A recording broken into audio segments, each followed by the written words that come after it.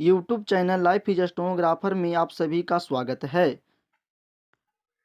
दैनिक जागरण संपादकीय जागरण डिक्टेशन 8 नवंबर 2022 शुक्रवार का डिक्टेशन शुरू होने जा रहा है।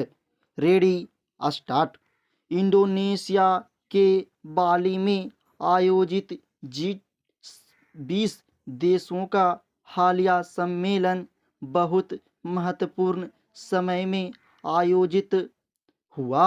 महत्वपूर्ण इसलिए कि इस साल फरवरी में रूस और यूक्रेन के बीच छिड़े युद्ध के अभी तक थमने के कोई संकेत नहीं मिल रहे। इसके कारण दुनिया में खाद्य वस्तुओं से लेकर ऊर्जा संसाधनों की आपूर्ति बिगड़ी है। इससे पूरी दुनिया महंगाई की मार झेल रही है। कोविड महामारी के बाद से ही सुधार की राह पर लौटने के लिए संघर्ष कर रही वैश्विक अर्थव्यवस्था को इसने और झटका दिया है। इससे वैश्विक मंदी की आशंका गहरा गई है। मानो इतना ही काफ़ी न हो, अमेरिका और चीन जैसे दुनिया के दो महाबली देशों के बीच तनातनी बनी हुई है। इसमें तमाम देशों को मुश्किलें झेलनी पड़ रही है।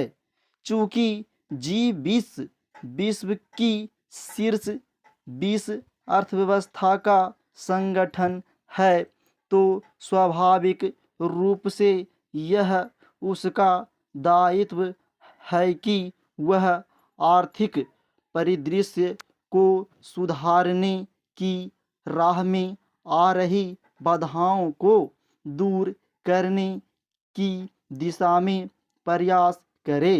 इसलिए हालिया सम्मेलन की महत्ता और बढ़ गई।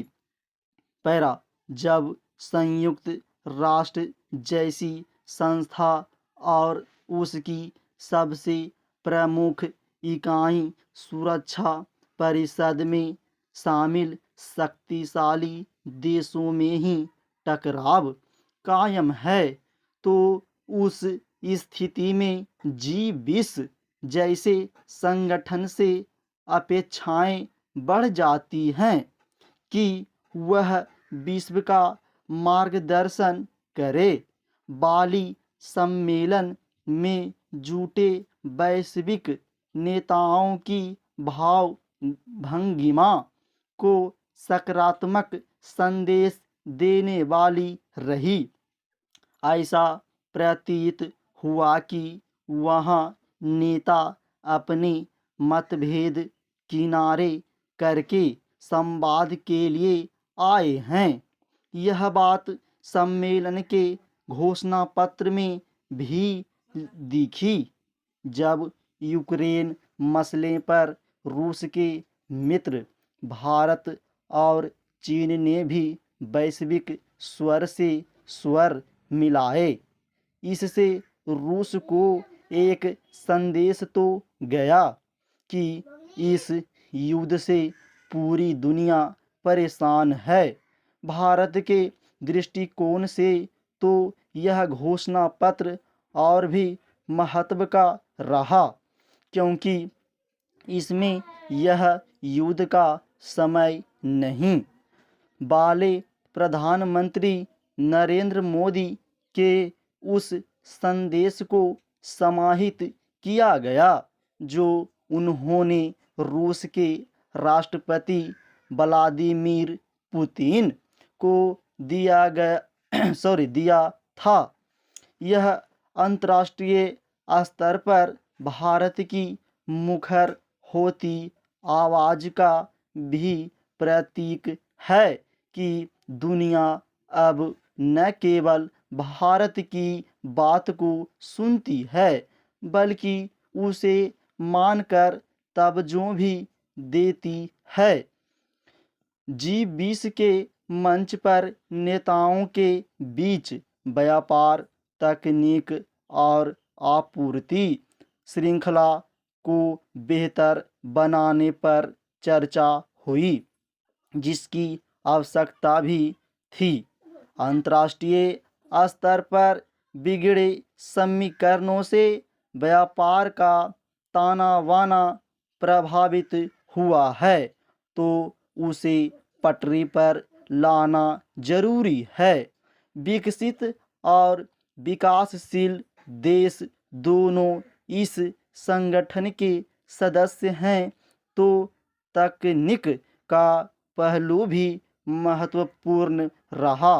वही कोविड आपदा के बाद से ही चीन केंद्रित विनिर्माण इकाइयों के लिए विकल्प तलाशने की जो मुहिम शुरू हुई थी, उसे सही दिशा दिखाना भी समय की मांग है। यह G20 की ही जिम्मेदारी है कि वह इन मोर्चों पर विश्वास आधारित सहयोग को बढ़ावा देने में उत्प्रेरक की भूमिका निभाए।